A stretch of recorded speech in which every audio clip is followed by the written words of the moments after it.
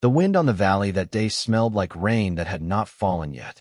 Grass bent sideways in long waves, and somewhere far off a loose shutter banged against a wooden wall.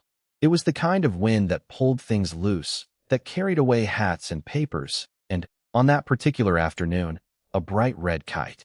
The kite belonged to a boy who lived at the edge of the human settlement, but his name does not matter much to this story, because he only appears in it for a few seconds. He was flying his kite near the fence line when a sudden gust ripped the string right out of his hands. He shouted and ran after it, but the wind was faster than his legs. The kite spun, dipped, climbed again, and finally dropped somewhere past the fence, into the tall grass where the humans rarely walked and where the young dragons sometimes played. That is where Cinder found it. Cinder was small, even for a hatchling. Her scales were a dull copper color that had not yet brightened into the deep red her mother wore, and her wings, when she stretched them out, looked more like folded paper fans than anything built for flying. She had hatched only a handful of months ago, and while other hatchlings her age were already hopping from rock to rock and flapping in short, clumsy bursts, Cinder's wings simply would not lift her. She had tried. She had tried more times than she wanted to admit, and every time, the ground came up to meet her a little too fast. So when she saw the red shape flapping and twisting in the grass ahead of her, her first thought was not, "That is a toy." Her first thought was, "That is flying." She crept closer the way dragons do when they are curious but cautious, low to the ground, tail flicking, nostrils working. The kite did not smell like anything alive. It smelled like cloth and glue and the dust of the field. But the way it moved, snapping and pulling against its own string, reminded her exactly of the older dragons when they caught a good wind and let it carry them without flapping at all. Cinder pounced. The kite fought back, or at least it felt that way to her. The wind kept trying to lift it, and every time it lifted, the loose string would tangle around a claw or a wing tip, and Cinder would tumble sideways into the grass. She got up, shook herself off, and pounced again. This happened perhaps a dozen times before she finally managed to pin the kite down with both front claws, panting, triumphant, and thoroughly wrapped in string from nose to tail. For a long moment she just lay there, staring at it. Up close, it was less magical than it had looked from a distance. It was just fabric stretched over two thin sticks, red and slightly torn at one corner. But when she nudged it with her snout, the wind caught the loose edge and it fluttered, straining against her claws like it wanted to be somewhere else. Somewhere up. That was enough for Cinder. In her small dragon mind, she had made a simple and very confident decision. This object knew how to fly, and if she stayed close to it, some of that flying would rub off on her. She spent the next hour trying to drag it home, which was harder than it sounded, since every gust threatened to pull it out of her grip and every twist of the string threatened to wrap around her legs. By the time she reached the base of a low, grassy hill not far from the human fences, her copper scales were streaked with dust, and one of her wing tips had a small tear from all the tumbling. She did not care. She dropped the kite at the top of the hill, sat back on her haunches, and looked at it the way a builder looks at a pile of good lumber. It did not take long for her to be noticed. A pair of human children on their way home spotted the strange sight first. A hatchling dragon, smaller than a large dog, sitting proudly next to a kite twice her size, guarding it like treasure. They laughed, pointed, and one of them ran off to tell someone, though at the time nobody thought much of it. Dragons were curious animals, everyone knew that, and hatchlings especially liked shiny or unusual things. A lost kite was simply a new toy. What nobody understood yet, not the children, not the adults going about their evening chores, not even the older dragons resting near the valley's edge, was that Cinder was not planning to play with the kite. She was planning to learn from it. As the sun began to lower and the wind softened into gentle gusts, Cinder tugged the kite by its string toward the very top of the hill, where the ground fell away into a long, grassy slope. She had watched the older dragons glide from high places before, catching the air beneath their wings and drifting for long, effortless stretches. She reasoned, in her simple and stubborn hatchling way, that if she held onto the kite and ran down the slope the same way, the wind that lifted the kite would surely lift her too. She did not know yet how wrong that idea was. She did not know about wind angles, or lift, or the careful balance between weight and pull that let a kite dance in the sky while staying tied to the ground.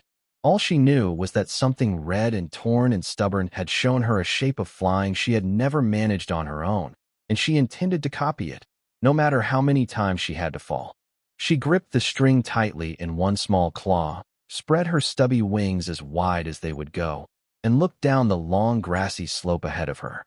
The wind picked up again, tugging at the kite's torn edge like it was impatient to be let go. Cinder took a breath, the way she had seen the older dragons do before a glide, and began to run. The first fall did not stop her.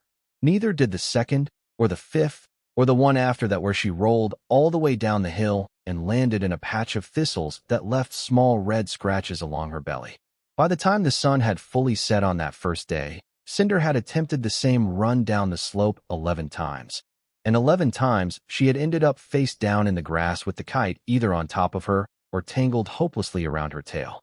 She did not cry about it, though a smaller or less stubborn hatchling might have. Instead, each time she picked herself up, shook the dirt from her scales, and dragged the kite back up the hill for another try. It was slow work. The kite was almost as big as she was, and pulling it uphill against the wind left her breathing hard by the time she reached the top again. But she kept going until it was too dark to see the grass in front of her feet, and only then did she curl up next to the battered red kite and fall asleep under the open sky, too tired to make it back to her nest. Her mother found her there the next morning. Rasha was a large dragon, deep red with scales like polished stone, and she had been searching half the night after Cinder failed to return home. When she found her daughter asleep on the hilltop, wrapped partly in kite string with one wing bent at an awkward angle beneath her, worry quickly turned into something sharper. She woke Cinder with a low, rumbling sound that was somewhere between concern and scolding, and marched her home without much explanation, leaving the kite lying forgotten in the grass. Cinder went along quietly, but that night, as soon as her mother had settled into a deep sleep, she slipped back out and returned to the hill. The kite was still there, slightly damp with morning dew, waiting exactly where she had left it. Over the following days, a pattern formed. Cinder would sneak out whenever she could, drag the kite to the hilltop, and try again. She tried running faster. She tried running slower. She tried holding the string in different ways, sometimes gripping it with both front claws, sometimes wrapping it around one wing. She tried spreading her wings wide before she ran, and tried keeping them tucked until the very last moment, hoping a sudden snap open would somehow catch more air. None of it worked the way she wanted, but something interesting was happening all the same. Each attempt was a little different from the last, and though she did not think of it in these exact words, Cinder was beginning to test things, the way a much older and much more careful mind might test them. She noticed, for example, that on windy days the kite pulled harder against her claws almost on its own, without her needing to run as fast. She noticed that when she ran directly into the wind, the kite lifted quicker than when she ran with the wind at her back. She noticed that the moments right before a fall always came when the string went slack, when the wind dipped, or when her own uneven pace let the tension drop. None of these little discoveries were enough to get her off the ground for more than a stumbling half-second, but they were starting to shape her attempts into something less random and more deliberate. Someone else had begun to notice too. Dana, a quiet woman who spent most of her days repairing machines and building small structures for the colony, had a workshop with a window that looked out over the hill. At first, she barely paid attention to the small dragon dragging a red kite up and down the slope every afternoon. It seemed like ordinary animal curiosity, the kind you might see in a young fox chasing its own shadow. But after the fourth day, when the pattern had not stopped and had, if anything, grown more focused, Dana found herself pausing at her window more and more often, tools still in hand, just to watch. She noticed the way the hatchling adjusted her grip after each fall. She noticed the way Cinder seemed to pick certain moments to run, waiting for gusts rather than starting blindly. It reminded Dana, oddly, of watching a child learn to ride a bicycle for the first time, falling again and again, but never quite making the same exact mistake twice. One evening, after Cinder had finally given up for the day and curled up exhausted at the base of the hill, Dana walked out to where the kite lay abandoned in the grass. She picked it up, turned it over in her hands, and examined the torn corner and the frayed string. It was not a complicated toy. It was simple cloth and wood and string, built on a few basic rules about wind and angle and balance. Rules that a machine builder like herself understood without needing to think twice. She looked over at the sleeping hatchling, small and scratched and stubborn even in rest, and something about the sight settled into her mind. This was not just an animal chasing a shiny object. This was something closer to determination, the kind that deserved a little help rather than quiet amusement from a workshop window. She set the kite down gently beside Cinder, careful not to wake her, and walked back toward her workshop with a new thought forming, one she would act on the very next day. Rain came the next morning, light but steady, the kind that turns dust into mud and keeps most sensible creatures indoors. Cinder sat beneath the low roof of her family's shelter, staring out at the gray sky with obvious frustration. The hill would be too slick for running, the wind too unpredictable, and the kite, left out overnight, was probably soaked through by now. She was still staring out at the rain when a shape appeared at the edge of the clearing. It was Dana, wrapped in a long waterproof coat, carrying the red kite carefully under one arm to keep it from getting any wetter than it already was.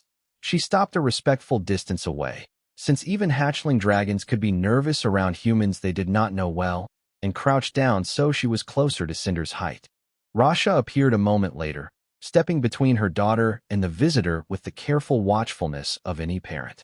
Dana raised a hand slowly, not to threaten, but to show she meant no harm, and gestured toward the small translation device clipped to her coat, the kind the colony used for basic exchanges between humans and dragons. It was not perfect, but it worked well enough for simple ideas. Through a mix of gestures and the device's flat, mechanical voice, Dana explained why she had come. She had seen Cinder trying, day after day, to fly using the kite, and she wanted to help her understand why it was not yet working. Rasha, still wary, allowed it, mostly because her daughter's eyes had already lit up at the sight of the kite being returned to her. Dana sat down in the wet grass, unbothered by the mud, and held the kite up so Cinder could see it clearly. She began simply, the way she might explain something to a child who had never seen a machine before. A kite, she said, does not fly because it flaps or fights the wind. It flies because of how it sits inside the wind. The flat shape of the fabric catches the moving air, and if the angle is right, the air pushes up against it more than it pushes down, and that push is what lifts it. Cinder tilted her head, clearly listening but not yet understanding every part. Dana tried again, this time using her own flattened hand to show the idea, tilting it slightly as she moved it through the air, showing how a small change in angle changed whether her hand dipped or rose. She then pointed to Cinder's own wings, folded against her sides, and made the same tilting motion, suggesting that dragons likely used the very same trick once their wings grew strong enough to hold the shape steady against the wind. It was the string, though, that seemed to interest Cinder the most. She had always treated the string as something to hold on to, nothing more. Dana explained that the string did something important too. It kept the kite from flipping over or spinning away uncontrolled. It let a flyer adjust the angle by pulling or releasing, giving them a small amount of control over something the wind mostly controlled on its own. For the first time since finding the kite, Cinder began to understand that flying was not simply a matter of trying hard enough. It was not about flapping faster or running with more determination, though both of those things clearly helped. It was about angle and timing and reading the wind rather than fighting it. Dana spent much of that rainy afternoon sitting with Cinder and Rasha, showing simple examples with her hands, with sticks, even with a leaf she tossed into the air and let drift sideways on a gust before catching it again. Rasha, though still cautious, found herself listening closely too. She had never thought of flight in quite these terms before. To dragons, flying was something instinctive, something that either came naturally as wings grew stronger or did not come at all. The idea that it could also be studied, broken into smaller pieces and understood one at a time, was new to her. By the time the rain eased into a light drizzle, Cinder was practically vibrating with impatience to try again, though the muddy ground made that impossible for the rest of the day. Instead, Dana promised to come back once the weather cleared, and left the kite propped carefully under the shelter's roof where it would stay dry overnight. That evening, once Dana had gone and Rasha had settled nearby, Cinder lay awake going over everything she had learned. She thought about the tilt of a hand moving through the air. She thought about the way a leaf drifted sideways instead of dropping straight down. She thought about the string and the angle and the simple idea that the wind was not something to overpower, but something to work with.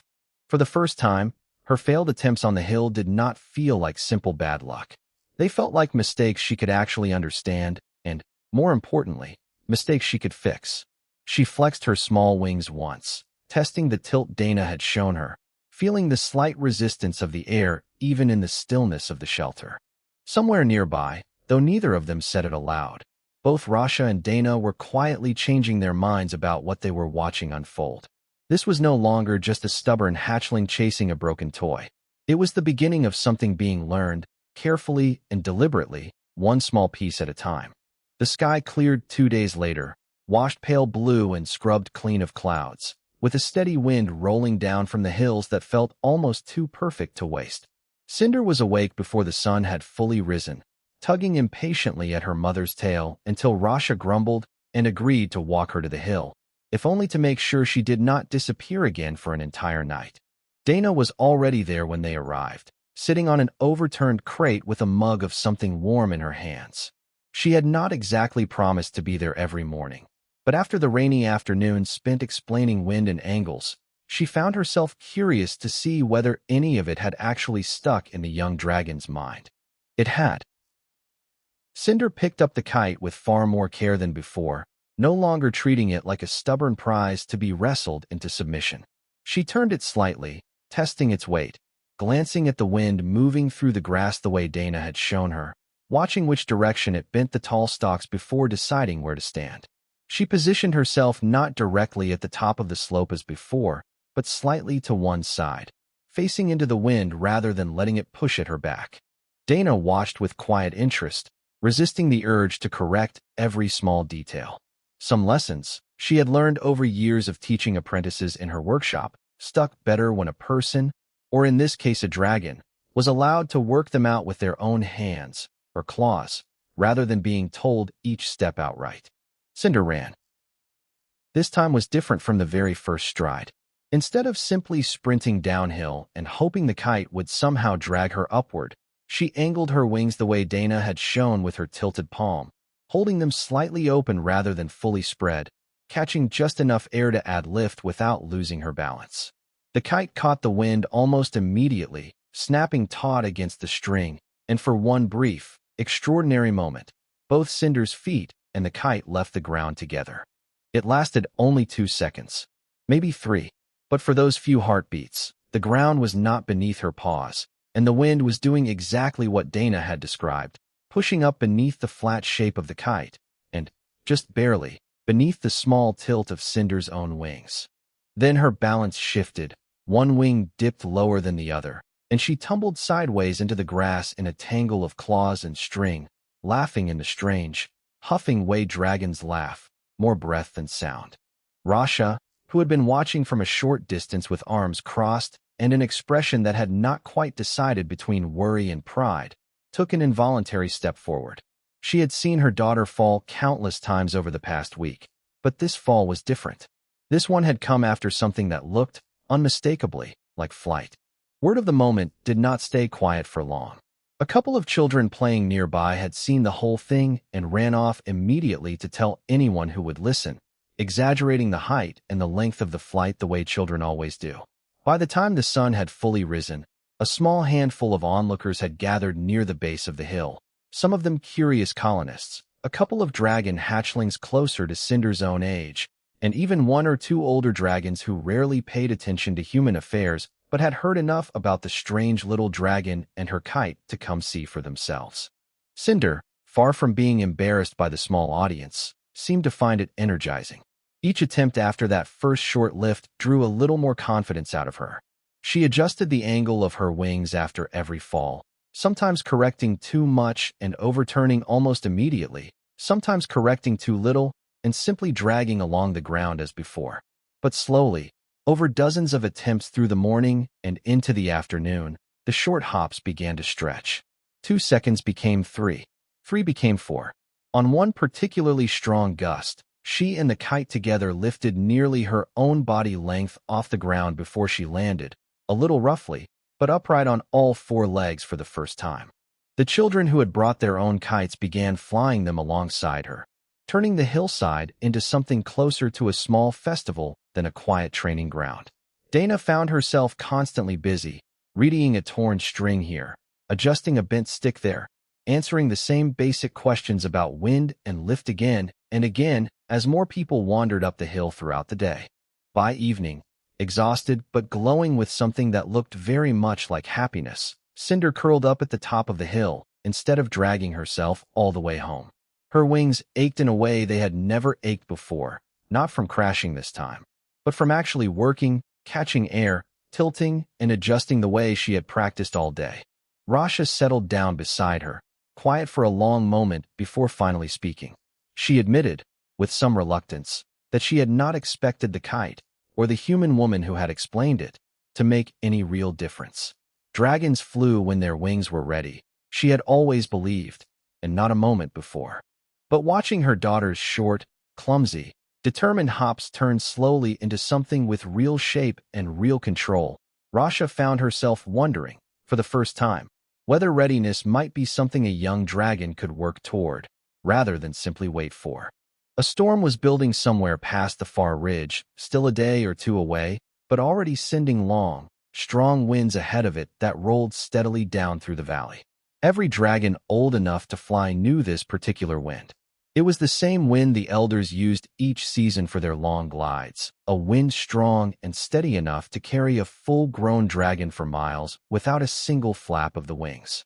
Cinder knew it too, or at least she recognized the feeling of it against her scales the moment she stepped outside that morning. It was stronger than anything she had trained in so far, strong enough that the kite practically pulled itself out of her claws the second she picked it up. She wanted to try it immediately. Rasha said no, at first. This was not the gentle afternoon breeze Cinder had spent the last week learning on. This was a serious wind, the kind that could snap a young wing or send an untrained flyer tumbling across sharp rocks instead of soft grass. But Cinder, stubborn as ever, pointed out, through a mixture of gestures and the small sounds hatchlings used before their voices fully developed, that she had been practicing exactly for a wind like this. Every small lesson about angle and timing had been building towards something bigger than a 2-second hop. Dana, arriving partway through the disagreement, did not take sides outright, but she did point out something practical. The wind was strong, yes, but it was also steady, blowing in one clear direction without the sudden gusts and dips that had caused most of Cinder's earlier tumbles. In some ways, a steady strong wind might actually be easier to work with than the unpredictable breezes she had been training in all week. Rasha was not entirely convinced, but she also recognized, watching her daughter's stubborn expression, that stopping her outright might do more harm than allowing her to try under careful watch. In the end, she agreed to one attempt, with herself and Dana both close by, and with the clear understanding that Cinder would stop the moment anything felt wrong. Word had already spread through the small colony by mid-morning, the way news always seemed to travel faster than anyone expected in a place that small. By the time Cinder made her way to the top of the hill, a larger crowd than ever before had gathered at its base, humans and dragons both, drawn by the promise of the strong seasonal wind and the small dragon who had spent a week turning a broken kite into something like a lesson. Cinder stood at the top of the slope, the kite straining hard against her claws, its torn corner flapping loudly in the stronger air. She glanced back once, first at Dana, who gave a small, steady nod, then at her mother, whose expression had settled into something more focused than fearful, the look of someone watching closely rather than someone ready to intervene. She turned back toward the open slope, spread her wings the way she had practiced, tilted them at the angle that had worked best on quieter days, and ran. The wind hit her almost immediately, far stronger than anything she had felt before. For one terrifying half-second, it felt like it might simply knock her sideways, the same way it had during her clumsiest early attempts. But she remembered, in the small clear part of her mind that stayed calm even as her heart pounded, exactly what Dana had shown her about angle and balance. She adjusted, tilting her wings just slightly steeper, letting the string in her claws take some of the wind's force instead of fighting it directly with her body. The kite snapped fully open above her, pulling hard, and this time, Instead of dragging her forward or knocking her down, it lifted. Both Cinder and the kite rose together, higher than the 2-second hops of the days before, higher even than the near flight of the previous morning. The crowd below let out a mix of gasps and cheers as the small copper-scaled hatchling climbed several body lengths into the air, wings trembling but holding their angle, wobbling side to side, but never fully losing control. For nearly 10 full seconds, Cinder was properly, unmistakably flying. It could not last, not yet, not with wings still as young and untested as hers. A sudden shift in her balance, perhaps excitement getting the better of her concentration, sent her tumbling sideways just as the slope below leveled out. She and the kite together spun downward, landing hard but safely in a large pile of dried hay that Dana, with practical foresight, had asked several colonists to stack at the base of the hill earlier that morning, just in case. Cinder burst up out of the hay almost immediately, tangled in string, covered in loose straw, and already shouting, in her rough hatchling way, that she wanted to try again. Rasha reached her first, checking every wing and claw with the frantic thoroughness of a worried parent. But even as she did, something in her expression had changed completely. The fear was still there, but it now sat beside something much stronger. Her daughter had not simply survived a dangerous wind. She had read it, adjusted to it, and for a handful of real seconds, mastered it, all with the help of a torn red kite and a patient human who had seen something worth encouraging in a stubborn hatchling's endless falls. Straw still clung to Cinder's scales long after the excitement of the tumble had faded, but nobody at the base of the hill seemed to mind, least of all Cinder herself, who kept shaking loose bits of it off her tail while trying, unsuccessfully, to convince her mother that one more attempt before sunset would be perfectly safe. Rasha did not agree to another flight that day. The wind, though steady, was still strong enough to worry any parent, and even Cinder's own aching wings seemed to agree with her mother's decision, drooping slightly with the kind of tiredness that comes after real effort rather than simple play. But as the crowd slowly began to disperse, drifting back toward homes and evening chores, Rasha stayed a while longer at the top of the hill, watching her daughter examine the torn, straw-covered kite with an expression of pure, exhausted satisfaction. It was strange, Rasha thought, how quickly her understanding of the whole situation had shifted over the course of a single week. She had started out seeing the kite as a distraction at best and a danger at worst, a human toy that had no business being part of a young dragon's growth. Watching Cinder now, carefully untangling string from a wing that had, only minutes ago, genuinely lifted her into a real gliding wind, Rasha found it impossible to hold on to that earlier opinion. Her daughter had not skipped past the difficult, patient work of learning to fly. If anything, she had simply found an unusual door into that work, one built from torn red fabric and 2 thin wooden sticks, guided along the way by a human who had taken the time to explain wind and angle and lift in terms a hatchling could actually use.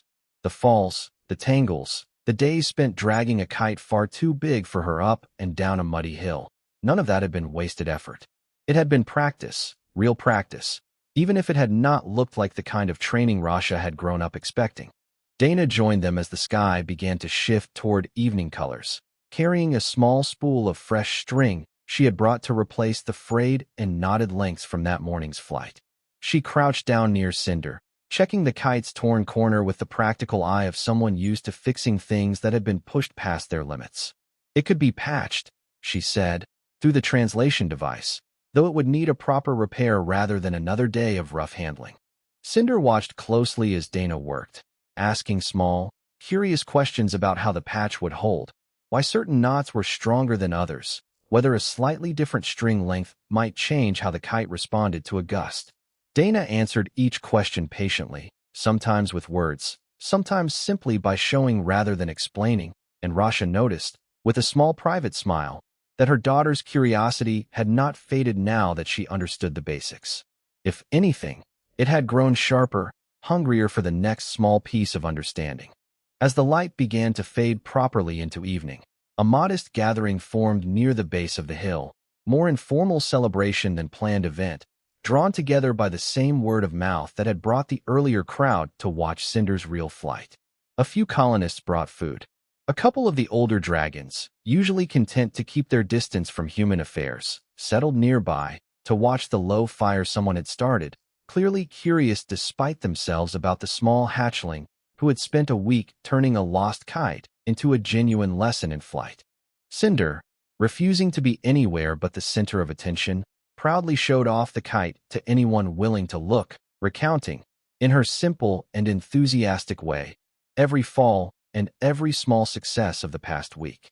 She exaggerated some parts, as young creatures often do, describing her tumbles as far more dramatic than they had actually been and her successful flight as lasting far longer than its true 10 seconds. Nobody minded the exaggeration. It seemed to fit the size of what she had actually accomplished. Before the evening ended, Dana knelt down one last time and, with careful hands, tied the freshly repaired kite to a sturdy post near Cinder's family shelter, high enough that it would not simply blow away, but low enough that Cinder could still reach it whenever she wanted. It was no longer just a lost toy that had drifted over a fence on a windy afternoon. It had become something closer to a gift and a reminder of the patient, stubborn work that had turned a hatchling's clumsy hops into real flight. That night, before sleep finally caught up with her exhausted little body, Cinder wandered out one more time to look at the kite resting quietly against its post, its torn corner now neatly patched, its string coiled and ready for whatever wind came next. Her wings, still young, still growing, twitched slightly at her sides, remembering the brief, thrilling seconds of that afternoon's real flight. She did not know yet how many more falls stood between her and true, steady wings of her own. But for the first time since finding the kite tangled in the grass, she understood clearly that every one of those falls, past and future, would carry her a little closer to flying, not because the sky owed her anything, but because she had learned, patiently and stubbornly, exactly how to ask.